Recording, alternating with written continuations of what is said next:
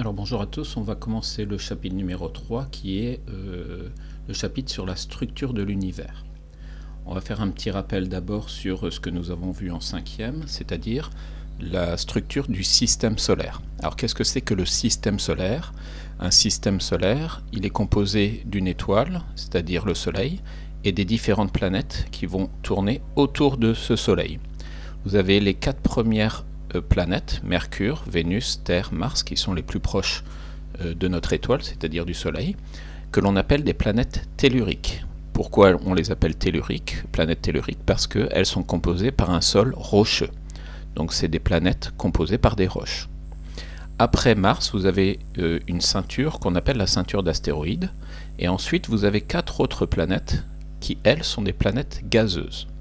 Elles sont composées uniquement de gaz, il n'y a pas de roches à l'intérieur de ces planètes. Elles sont volumineuses et elles sont éloignées par rapport au Soleil.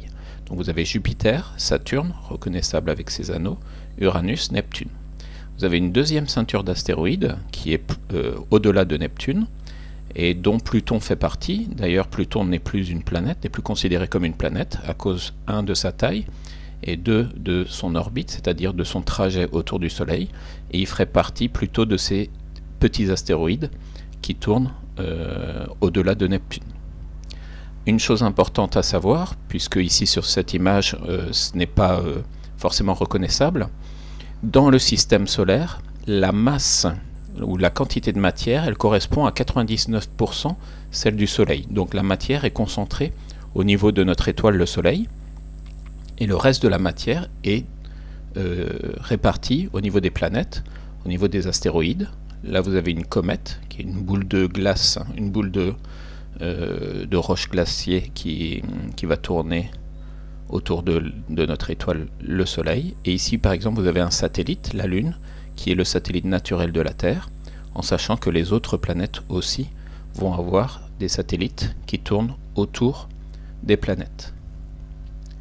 Alors, ce que l'on va voir cette année, c'est la structure de l'univers, et on va commencer par une structure importante qui s'appelle la galaxie. Alors, qu'est-ce que c'est une galaxie? Une galaxie va se composer, c'est un regroupement de milliards d'étoiles, de poussière, de matière, mais aussi de vide. Et ici, vous avez des milliards d'étoiles qui vont tourner au centre de cette galaxie, et en général, au centre de la galaxie, on peut avoir un trou noir. Notre galaxie, c'est une galaxie spiralaire, là où se trouve le système solaire en fait. C'est une galaxie de type spiralaire, donc ici qui forme une spirale, il en existe d'autres, mais vous allez retenir cette structure en spirale. Et notre galaxie s'appelle la Voie lactée. À l'intérieur de la Voie lactée, il y a environ 200 milliards d'étoiles. Donc ici, vous avez environ 200 milliards d'étoiles, dont l'une que vous connaissez, c'est le Soleil, avec tout le système qui va tourner autour du Soleil, donc le système solaire. Il y a une autre étoile que vous allez devoir apprendre, qui est Proxima du Centaure. Alors pourquoi est-ce qu'on va apprendre cette étoile? Parce qu'en fait c'est la première étoile, c'est l'étoile qui est la plus proche de notre Soleil, ou la plus proche du système solaire. Donc c'est la première étoile qui est la plus proche du système solaire. Alors ici, si on regarde à différentes échelles la composition de l'univers, on va passer à une échelle qui est relativement petite. Par exemple, ici vous avez la Terre et la Lune. Si on parle de distance, ici on va être à environ 380 000 km. Donc on va parler en milliers de kilomètres. Donc on est sur des distances qui ne sont pas très grandes à l'échelle de l'univers. Si on recule un peu, là vous avez l'ensemble du système solaire, vous avez le Soleil avec les différentes planètes, vous avez la planète la plus éloignée qui est Neptune. Et bien si on mesure en kilomètres le nombre de kilomètres entre le Soleil et Neptune, vous allez avoir une distance qui va se mesurer en milliards de kilomètres. Donc ici 4,5 milliards de kilomètres. Donc ici, sur des distances dans le système solaire, on va passer à des milliards de kilomètres.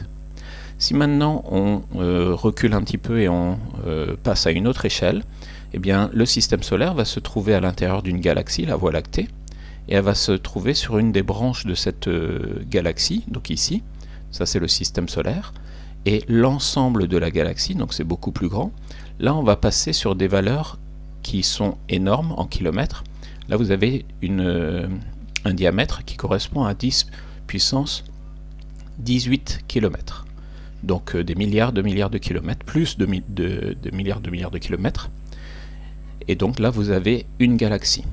Si on continue à reculer un petit peu dans l'espace, eh bien on verra que ici, par exemple, la Voie lactée, elle fait partie d'un groupe de plusieurs galaxies, et dans l'univers, ces galaxies sont regroupées en ce qu'on appelle amas de galaxies. Donc là, vous avez un amas de galaxies, mais il en existe d'autres dans l'univers, et tous ces amas de galaxies, en fait, c'est ce qui va former l'univers, qui est la taille la plus grande qui est connue par l'homme, donc 10 puissance 26 km, c'est la taille de l'univers, avec les différents amas de galaxies. Et entre ces amas de galaxies, n'oubliez pas qu'il y a du vide. Donc l'univers est composé en grande partie par du vide et en petite partie par de la matière correspondant aux galaxies. Donc si je fais un petit résumé, vous avez l'univers qui va se composer d'amas de galaxies.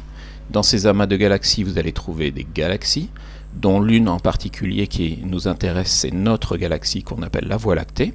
Cette galaxie est formée par des milliards d'étoiles, dont l'une des étoiles qui nous importe, qui est le Soleil, et qui va former ce qu'on appelle le système solaire, qui est un système planétaire. Un système planétaire, c'est un ensemble d'étoiles et de planètes qui tournent autour de ces étoiles.